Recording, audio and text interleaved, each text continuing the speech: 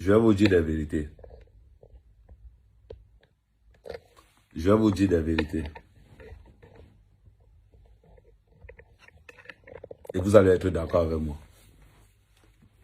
Vous avez entendu un jour qu'on a tué un professeur à Bonapriso. Parlons, on peut parler bien. Vous avez entendu un jour qu'on a tué un professeur à... Comment il va dire? À Bonanjo. Vous avez entendu un jour qu'on a tué un professeur à Bastos. Vous avez entendu un jour qu'on a tué un professeur au centre-ville de Yaoundé. Non. On tue les professeurs dans les quartiers, un genre. Bépanda, Barrière, Nkolmesen. C'est là-bas où on tue les professeurs. Ça veut dire que même les enfants de ministres ne fréquentent pas d'abord le même Cameroun que nous fréquentons. Ils sont dans les écoles, les bas 3 millions, les bas 2 millions. Ils sont entre eux là-bas les futurs détourneurs de fonds publics. Ils sont entre eux là-bas les petits gens qui se donnent là, qui se mangent l'argent du Cameroun. Vous avez entendu un jour que l'enfant des ministres a pris le car pour aller à Yaoundé. Ils sont que dans l'avion. Hein. C'est nous, les enfants des pauvres. C'est nous, on mérite de mourir. Vous avez entendu un jour? Dites-moi un peu. Je veux parler. Vous avez entendu un jour qu'on a poignardé un professeur à Bastos. Vous avez entendu un jour qu'on a poignardé un professeur à Tinga. Vous avez entendu un jour qu'on a poignardé un professeur à Bonapriso, Bonanjo. Tu entends seulement, on a poignardé à Bépanda. Mais tu entends seulement, on a poignardé un enseignant à Bilongue. Tu entends seulement que vous avez entendu un jour qu'on vend la drogue dans un établissement à Bastos. Vous avez entendu un jour qu'on vend la drogue dans un établissement à Tinga. Vous avez entendu un jour qu'on vend la drogue dans un établissement à Bonapriso. Vous avez entendu un jour qu'on vend la drogue dans un établissement à Bonanjo. Non. Tu entends seulement que les élèves vendent la drogue vers Ntaba. Les élèves vendent la drogue vers Nkolmesen. Les élèves vendent la drogue vers Barrière. Les élèves vendent la drogue vers les carrières, derrière carrière là-bas. Tu entends seulement que non, les élèves vendent la drogue à Bépanda, Neubel, Nkongmondo, les quartiers un genre. Ces gars ne nous aiment pas. Ils ne nous ont jamais aimés.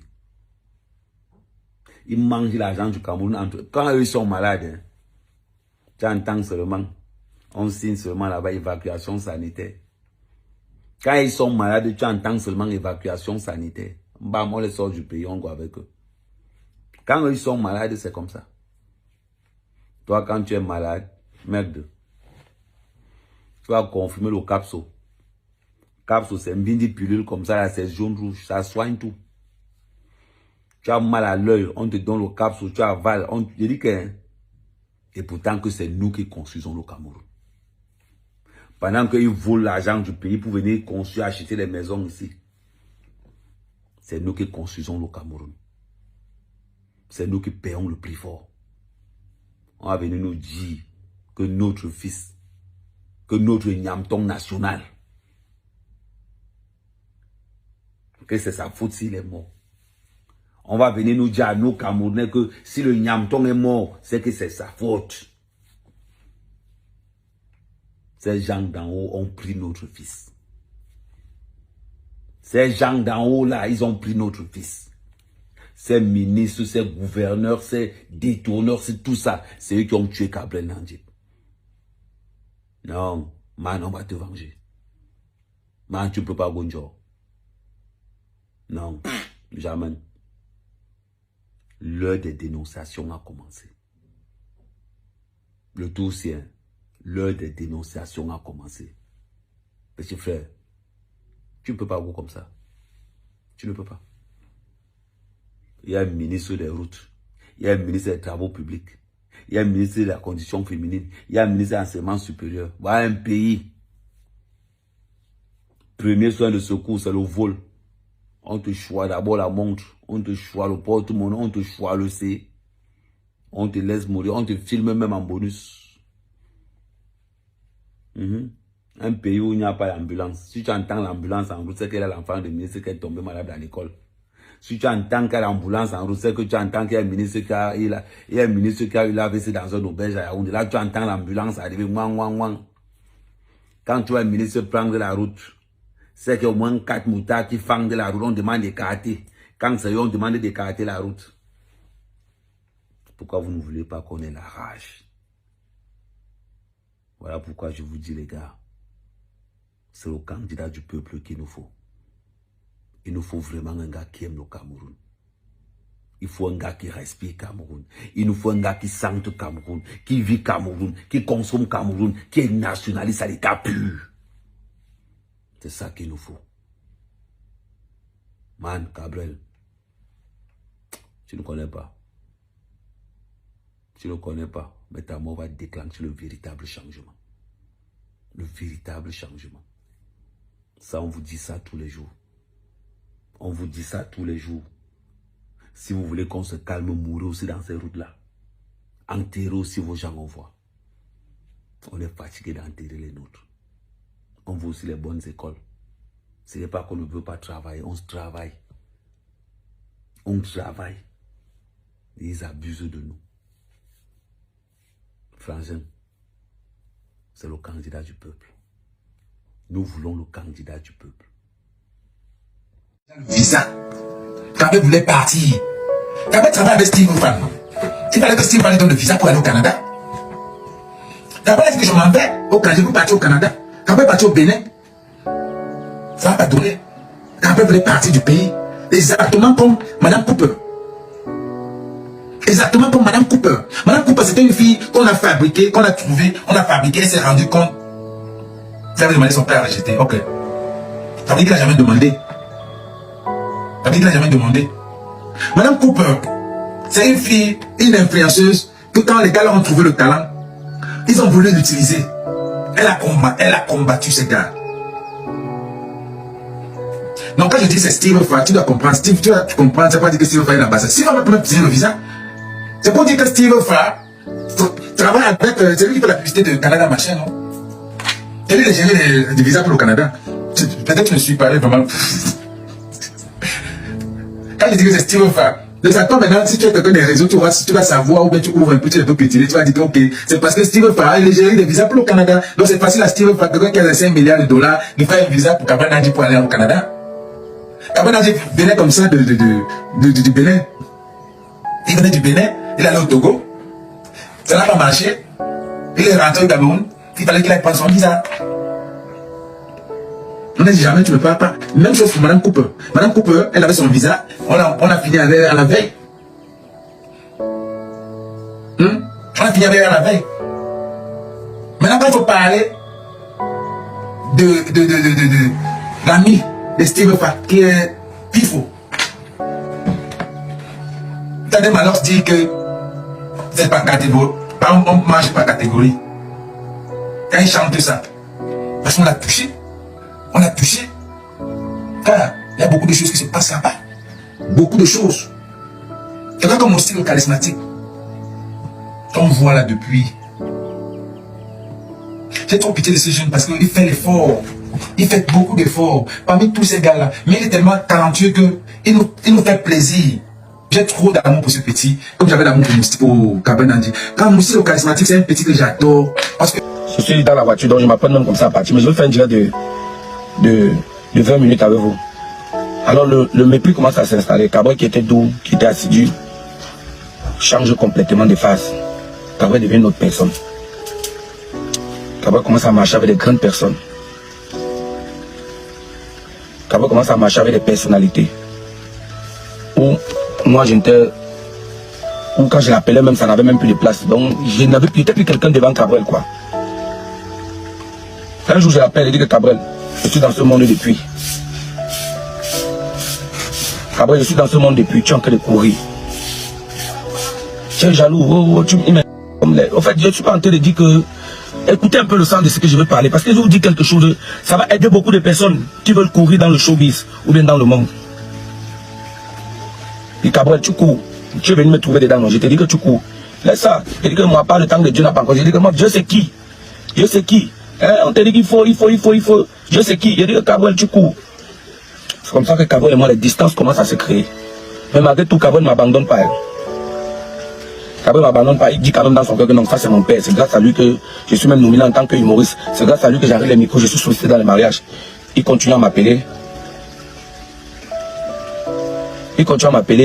Et ce n'est plus pareil quand même. Ce n'est plus pareil. Alors directement, un matin, quand je venais plus, je n'acceptais même plus ses invitations. Tout. Un matin, Cabrel débarque. Parce qu'il était à Bonamou, ça dit moi que tu es à Dakar. Vous allez comprendre pourquoi il dit ça. Hervé Mato, apprenez soit à écouter. Je ne sais pas pourquoi vous êtes difficile. Écoutez ce que je vais parler, c'est très important. C'est pour éduquer beaucoup de personnes. On se sert du malin de quelqu'un pour sauver beaucoup de personnes. Vous avez suivi, non? Si vous ne voulez pas écouter, vous quittez. Je vais parler ce qui a parlé, c'est important. Il vient donc ce jour au Carrefour Combi. Cabrel me dit, je vais gâteau international, Dadju va venir au Cameroun avoir Orange, c'est moi qui va présenter et tout. Je t'ai dit gâteau, hein, tu es là toujours, tu es derrière, machin, tout comme ça, il faut. L'anniversaire Samuel et tout, c'est tel jour, viens à Bonamou, ça dit on va faire. Moi, c'est parce que vraiment, d'abord je fais cette vidéo pour vous confirmer que c'est pas le buzz. Et les deux, pour donner une leçon à certaines personnes. Quand il vient, il me dit voilà, moi je lui dis que ok. Je vais venir, mais je ne suis pas venu. C'est depuis ce jour que Cabrel commence à me tirer dans les réseaux. Mais j'avais pas de poids avec lui, ni moi. Parce que quand on se voyait, on s'embrassait, on riait. Une fois, j'avais fait une sortie ici.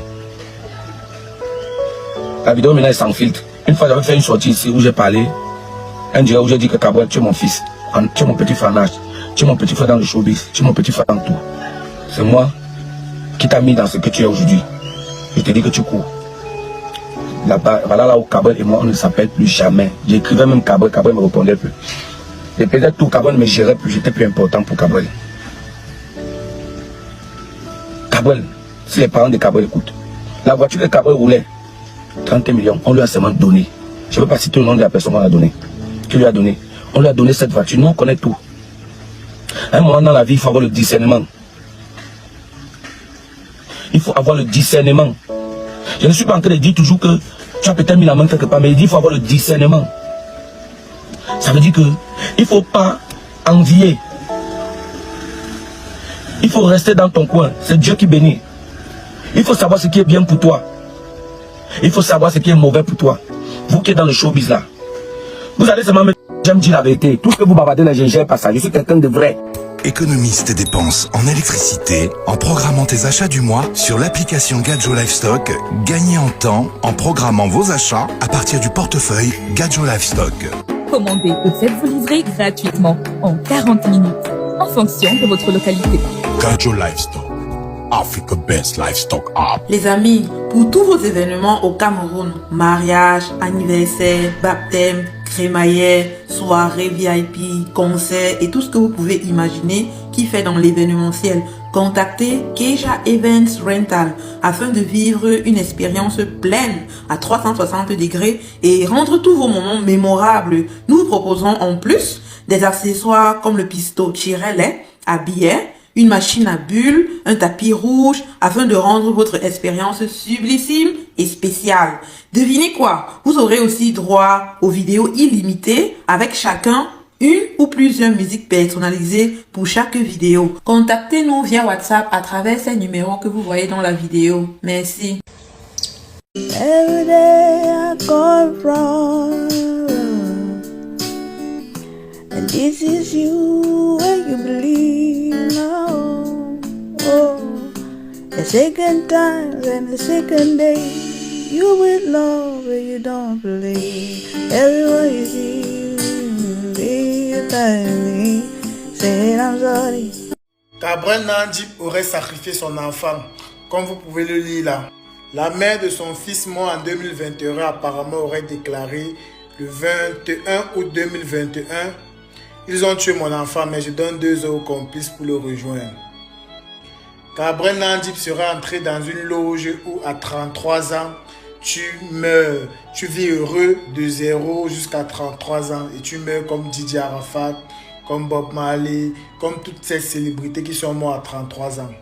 C'est-à-dire qu'en Afrique, on ne meurt pas pour rien. En Afrique, quand tu es célèbre, tu n'es pas mort pour rien en fait. quand c'était autour de DJ Arafat, c'était on l'a sacrifié, on l'a fait ceci, on l'a fait cela. Non, il s'agit d'un accident clair et net. Il n'y a pas de mort naturelle en Afrique, quoi. On a vu les vidéos de sa voiture. Il a fait un accident. C'était un accident de la route. Point. Je ne sais pas d'où sort tout ce que vous racontez. Qu'Abraham Nandi aurait sacrifié, qu'Abraham Nandi aurait. Donc, il n'y a pas de réussite de Dieu. Il n'y a pas de réussite donnée par Dieu pour vous. Ou pour réussir dans la vie, il faut forcément être dans les loges, il faut forcément avoir sacrifié. Non, arrêtez cette mentalité-là, les amis. Essayons plutôt de trouver des solutions pour que ce genre d'événement n'arrive plus. Pour qu'il n'y ait plus des accidents de ce genre. Notamment, il est mort sur cette route de Douala Yaoundé qui a connu énormément de morts. Essayons plutôt de voir comment est-ce qu'on peut limiter justement ce phénomène de mort à chaque fois. Là. Essayons juste de réfléchir par rapport à ça. Essayons plutôt de prendre le positif de son histoire. Parce que c'est quelqu'un qui a travaillé, il a travaillé pour être où il était. Et on a tous vu ici comment il a commencé. Il a commencé de zéro. Il est devenu héros. Aujourd'hui, tout le monde le connaît. C'est tout le monde qui parle de lui. C'est tout le monde qui parle de sa mort. Il va repartir comme un héros, les gars. Essayons de prendre le positif de son histoire. Il s'est imposé dans un game où tout le monde voulait le manger. Il s'est imposé et il était connu dans tout le Cameroun. Donc, les amis, sur ce, sachez que c'est le travail paye. Et travaillons, les amis. Ciao.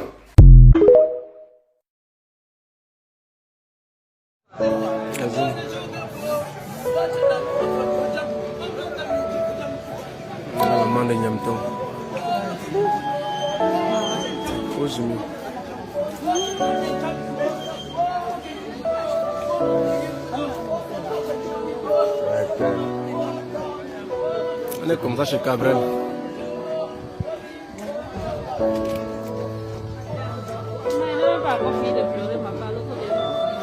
Waouh, Seigneur, je n'imagine même pas la douleur de cette maman. Quel parent aimerait voir son enfant partir de ce monde avant lui? Je pense qu'il n'y en a pas. Et puis qu'après Nangib, il était encore jeune. Il n'avait que 33 ans, c'est-à-dire qu'il avait encore la vie devant lui. Il n'avait que commencé à accomplir ce pourquoi il est venu au monde. Mais malheureusement, la vie en a décidé autrement.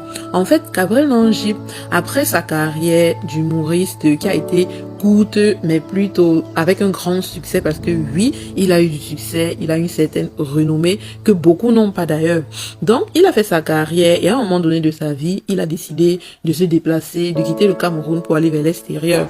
Et donc, parmi ces différentes recherches, il a pu obtenir le visa pour le Canada. Et donc, le jour où il allait chercher le visa, il avait en fait le rendez-vous au commissariat du Canada à Yaoundé pour le retrait de son visa. Donc, ce jour où il a eu son accident, il a pris la voiture très tôt ce matin, tout seul, et vers Edea au village Ebombe Lobby. À peine sorti d'un virage, il a été surpris par le dépassement d'un camion gros porteur qui tentait de doubler en fait un autre gros porteur. Donc Gabriel a essayé, selon les témoins qui ont vécu la scène, et qui roulait aussi à vive allure, il faut le préciser, ce qui déjà n'était pas bon. Face à l'obstacle, en fait, il a fait le choix de ne pas foncer tout droit vers le camion, mais il a choisi de se rabattre sur le côté gauche, ayant l'espoir de trouver en fait une issue et éviter le pire. Mais malheureusement pour lui, il n'a pas eu de chance. Vu sa grande vitesse et en se rabattant sur le côté gauche, l'aile droite de sa voiture a touché le camion qui se faisait doubler et qui roulait à normale vitesse. C'est là alors que, voilà, il est allé au champ. Et vous imaginez la suite. Donc, dès que l'accident s'est produit, tous ceux qui étaient là, tous les habitants de la population qui étaient là, sont allés, ils ont essayé de le secourir, en fait. Ils ont essayé de le retirer de sa voiture et de l'emmener aux urgences. La vidéo est très choquante.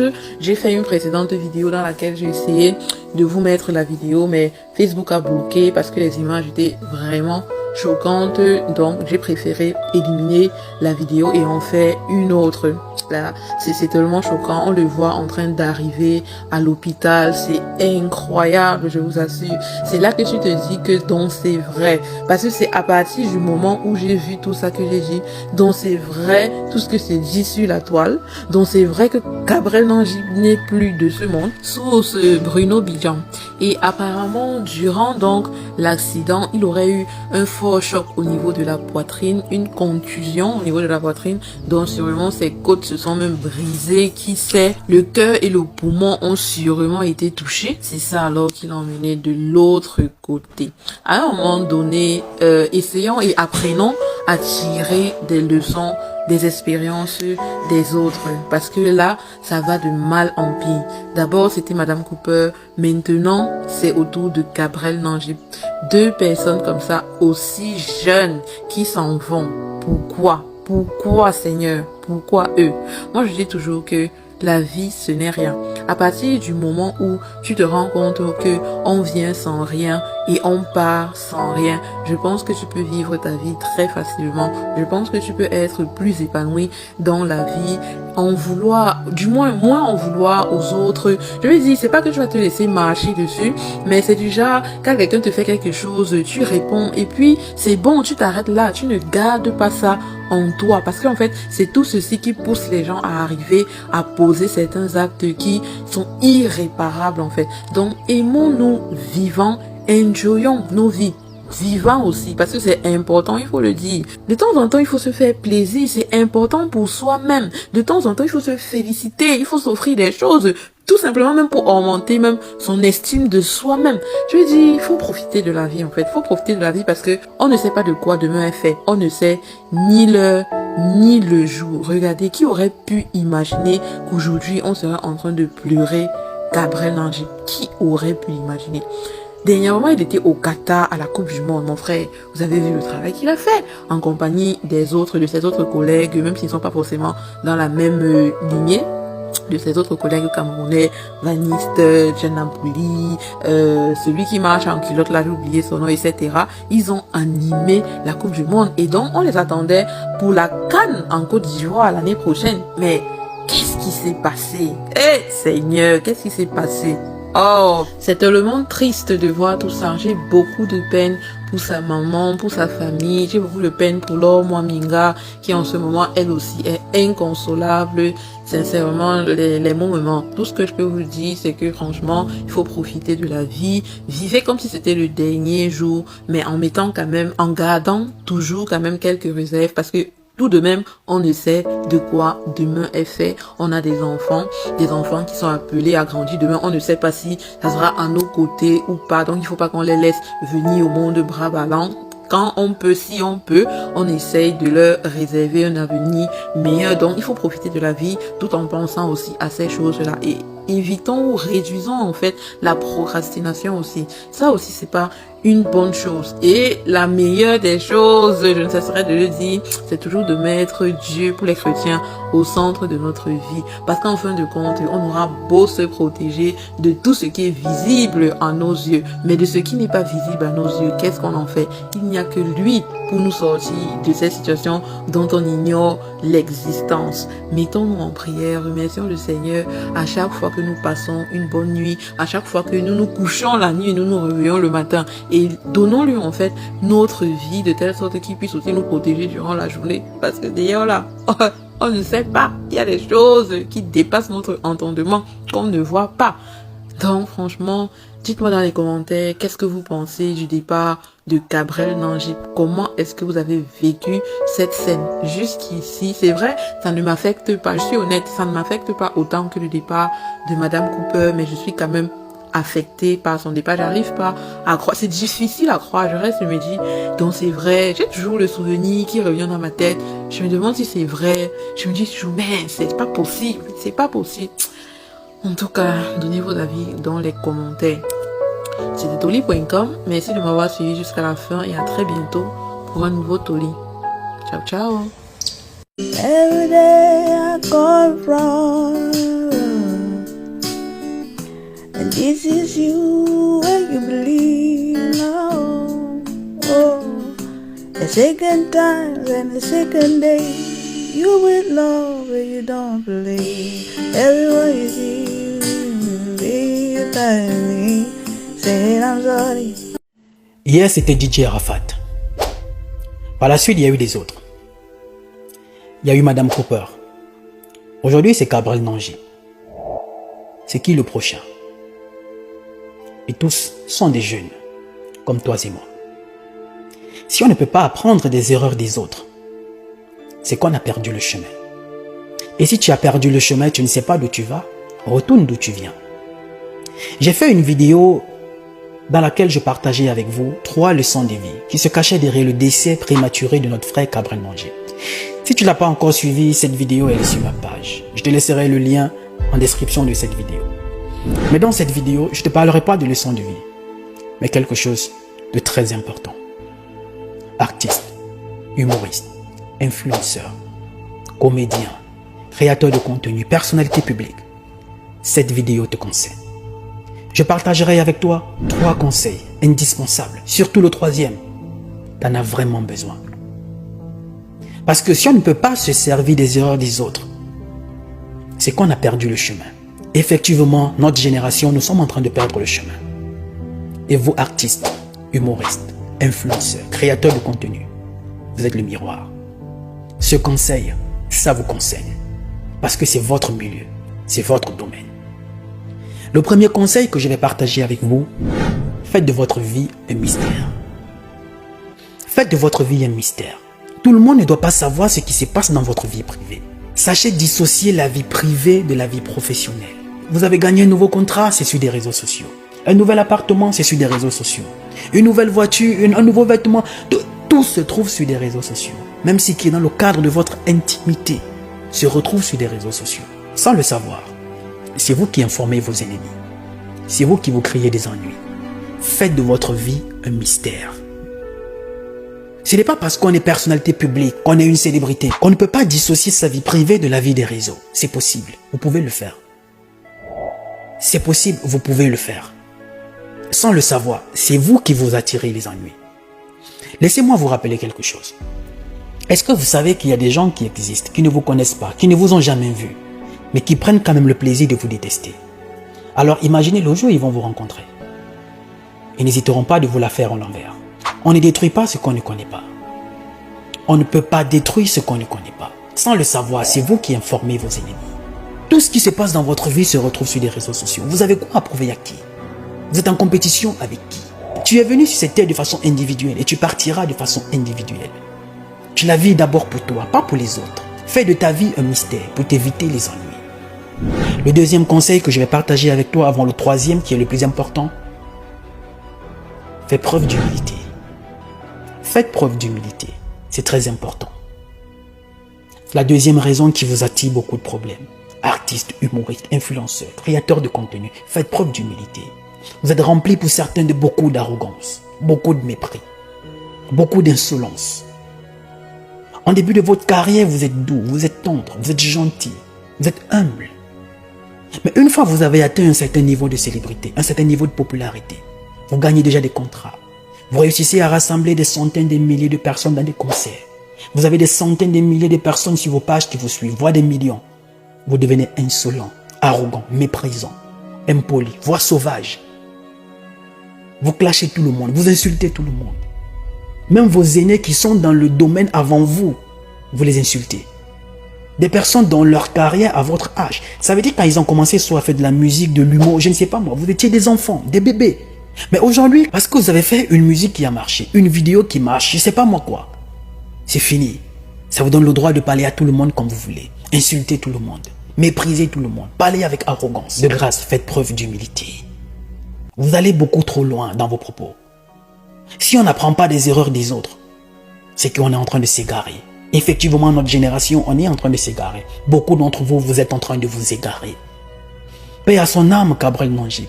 Rappelez-vous de son clash avec Longuet Longuet. Il y a des propos qui étaient trop durs, trop sévères. Trop durs, trop sévères.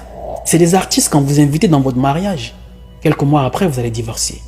C'est des artistes avec qui, quand vous faites des featuring, quelques mois après, vous allez mourir. En faisant référence au jeune Fischer qui est décédé. C'est trop lourd ça. C'est trop dur. On dit ce n'est pas ce qui entre dans la bouche de l'homme qui maudit, c'est ce qui en ressort. Le pouvoir de la parole. Vous allez un peu trop loin. Faites preuve d'humilité. Ressaisissez-vous. Faites preuve d'humilité. Vous n'êtes pas obligé de répondre à tout ou parler de tout sur tout. Non, parfois gardez un peu le silence. Le silence est aussi une forme de sagesse et de maturité. Et le troisième conseil le plus important que je vais partager avec vous, préparez votre retraite. Oui, préparez votre retraite. On est fatigué de voir des artistes qui ont eu des carrières extraordinaires venir sur des réseaux sociaux mendier, quémander de l'aide, parce qu'ils sont incapables eux-mêmes de s'acheter, même ne serait-ce que des médicaments. Préparez votre retraite. Aujourd'hui, tout se passe bien pour vous. Gloire à Dieu, vous signez des contrats. Vous faites des concerts, vous faites des voyages. Mais qu'est-ce que vous faites de cet argent? Vous le dépensez pour impressionner les autres. Vous voyagez en première classe. Les vêtements de marque. Vous mangez dans des grands restaurants. Des factures à 2000, 3000, 4000 euros, vous les filmez pour mettre sur les réseaux sociaux. Vous louez les appartements dans des quartiers luxueux et vous méprisez ceux qui habitent dans les quartiers reculés. Vous achetez des voitures à des centaines de millions, des dizaines de millions et vous méprisez ceux qui prennent du taxi. Faites preuve d'humilité et préparez votre retraite. Il y a un adage ivoirien qui dit, quand il pleut chez toi aujourd'hui, recueille un peu d'eau pour pouvoir t'en sortir parce que la sécheresse viendra. Aujourd'hui, ça marche pour vous, gloire à Dieu. Mais le succès, vous ne l'aurez pas de façon éternelle. Rien ne dure éternellement. Chaque chose a un début et une fin. Avant vous, il y a eu des artistes qui ont brillé. On ne parle plus d'eux aujourd'hui. Aujourd'hui, on parle de vous. Gloire à Dieu. Récoltez le fruit pour pouvoir préparer la retraite. Même le Fils de l'homme est venu sur terre. Il a fait son temps et il est parti. Donc aujourd'hui, on parle de vous. Plus tard, on parlera de quelqu'un d'autre. Je me rappelle dans une interview quand Samuel Eto'o disait avoir eu un entretien avec Eden Hazard, lui disant, le football, il faut vraiment travailler. Parce que ça va tellement vite qu'un petit sortira de nulle part et on va t'oublier, on ne parlera plus de toi. Et quelques années plus tard, l'histoire lui a donné raison. Préparez votre retraite. De grâce, je vous en prie, je vous en supplie, j'ai tellement d'amour pour vous. C'est pourquoi moi je vous donne ce conseil, je vous interpelle. Je ne suis pas un donneur de leçons, je suis juste ton frère, ton petit frère, peut-être ton grand frère, qui sait te dire, s'il te plaît, ne fais pas comme les autres. Apprends des erreurs des autres, s'il te plaît. Fais-le pour toi. Prends conscience, il n'est jamais trop tard pour se ressaisir. Arrête ce train de vie qui est totalement déconnecté de ta réalité. Parce que tu veux montrer que tu vaux quoi à qui, je ne sais pas. Non, tu ne vis pour personne, tu vis pour toi. Arrête de dépenser le peu que tu as pour impressionner les gens. Pourtant, tu peux investir. Tu ne gagneras pas les contrats toute une vie, non. Il y a un début et une fin. Avant toi, il y avait les autres. Aujourd'hui, c'est toi. Après toi, il y aura des autres. Mais il faudrait qu'après toi, tu aies de quoi manger. Préparez votre retraite. De grâce. Il n'est jamais trop tard pour se ressaisir. Il n'est jamais trop tard pour prendre conscience.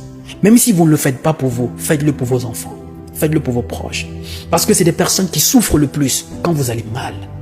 Parce que ces personnes vivent avec vous au quotidien. Elles voient vos douleurs. Elles se sentent mal. Alors pour éviter le pire, s'il vous plaît, prenez des bonnes décisions maintenant. Tout est question de choix de vie. Tout est question des personnes qui nous entourent. Il n'est jamais trop tard. Et c'est justement parce que vous voulez vivre au-dessus de vos moyens que vous finissez par entrer dans des choses qu'il ne faut pas. Il n'est jamais trop tard pour se ressaisir. Si on ne peut pas apprendre des erreurs des autres, c'est qu'on a totalement perdu le chemin. Je vous en prie. Je vous en supplie. Artistes, humoristes, comédiens, web humoriste, créateur de contenu, personnalité publique. Fais de ta vie un mystère. Fais preuve d'humilité et prépare ta retraite. C'est les 3 petits conseils que je voulais partager avec toi. Je ne suis pas un donneur de leçons. Je suis juste ton frère et attire ton attention. Il n'est jamais trop tard pour se ressaisir. Alors je compte sur toi. Je suis Roland Campbell, ton frère. Il faut remarquer que Dieu fait évoluer toutes choses par process. Quand Dieu te dit, je te donne quelque chose, il y a toujours une progression. Dieu ne fait pas le parfait au début. Ça, il faut savoir ça. Tout ce que Dieu fait ressemble à rien ou à très peu à son commencement. Tout. Observez la nature. Les grands arbres ont été petits. L'homme que tu es a été bébé. Pourquoi Dieu ne t'a pas créé mûr, mature, avec ton intelligence? Mais Dieu t'a créé, tu ne savais rien. Maintenant, observe, tu vas voir que tout est comme ça. Tout ce que Dieu a créé dans la nature a un processus d'évolution, de la faiblesse, de la limitation vers la perfection. Est-ce qu'on est ensemble?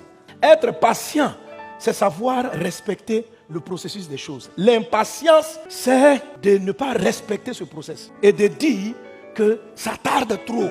Moi, je veux tout de suite et tout en même temps. C'est ce qui crée beaucoup de divorces, par exemple.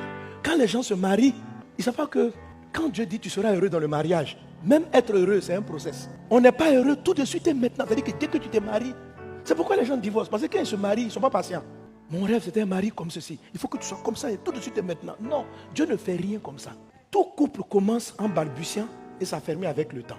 Un enfant qui se sent marcher commence à 4 pattes, sans dents et sans parler. Il n'y a rien que Dieu fait qui commence parfait. Donc, y compris ton bonheur. Dieu ne donne pas le bonheur tout de suite et maintenant. Amen. Il y a quelques années de cela, j'étais aux États-Unis. Et il y a un ami, pasteur même Samuel, qui m'a invité au restaurant. Et on a mangé du poulet. Je ne sais pas si c'est ma bouche qui était malade, mais c'est moi qui étais malade. Mais le poulet là n'avait pas de goût. Si je mange, je mets glucelle, ketchup, moutarde. J'ai vu tout. Donc à la fin, ce n'est pas le poulet même que je mangeais. C'est la moutarde accompagnée avec quelque chose à mâcher. Ça n'a pas de goût. Bon, il y en a qui aiment ce goût sans goût là, mais ça n'a pas de goût. Donc je pensais que c'était moi le problème. Et puis mon hôte m'a dit non, ce n'est pas le problème. Et puis quelqu'un qui était avec nous nous expliquer. Il dit en fait, tu sais, aux États-Unis, tout va vite. On n'a pas le temps. C'est la société de la consommation. Donc ils ont trouvé des procédés pour que les poulets grandissent vite et soient très vite consommables. Si vous avez été un peu dans les plantations en campagne, vous voyez un peu comment les poulets évoluent. Alors le poulet se lève pratiquement avec le lever du soleil.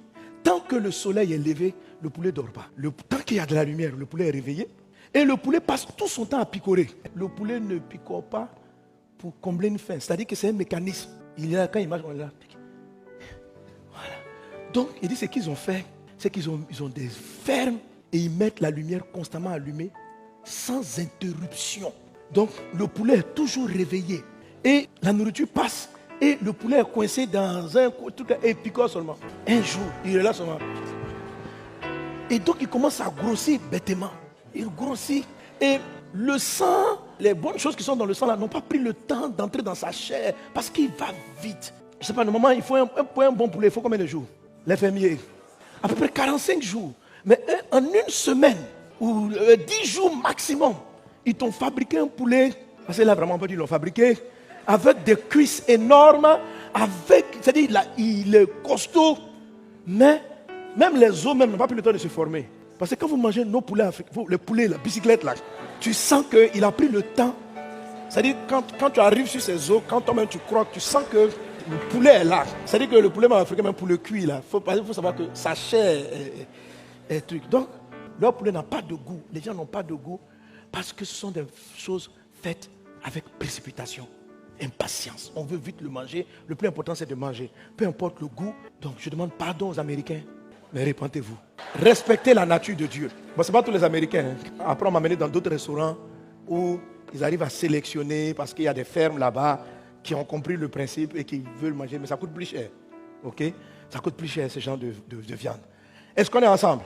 Quelque chose qui va trop vite vient contre le principe de Dieu et ça produit des poulets qui ne sont pas bons. Et c'est comme ça aujourd'hui, vous voyez, les gens sont là. Il y a des mariages poulets américains. Alléluia. Il y a des entreprises poulets américains. C'est-à-dire que tu ne prends pas le temps de construire tes employés. C'est tout de suite maintenant. Je veux des gens compétents tout de suite et maintenant. Je veux la consommation tout de suite et maintenant. Je veux le mariage et le plaisir du mariage tout de suite et maintenant. Donc tout le monde est là. Voilà ce que tu dois faire. La lumière est toujours là. Il n'y a pas de temps de nuit. Il n'y a pas de temps de repos. À la fin, quand tu rentres dans ton mariage et puis que tu le manges, il n'a pas...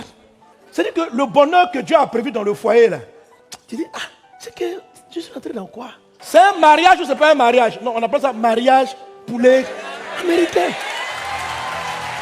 Alléluia. Dis à ton voisin, dis à ta voisine, ne rentrez pas dans des mariages poulet américains, dans des entreprises poulet américains, dans des situations poulet américains. La vie est un process. Laissez les choses se bâtir.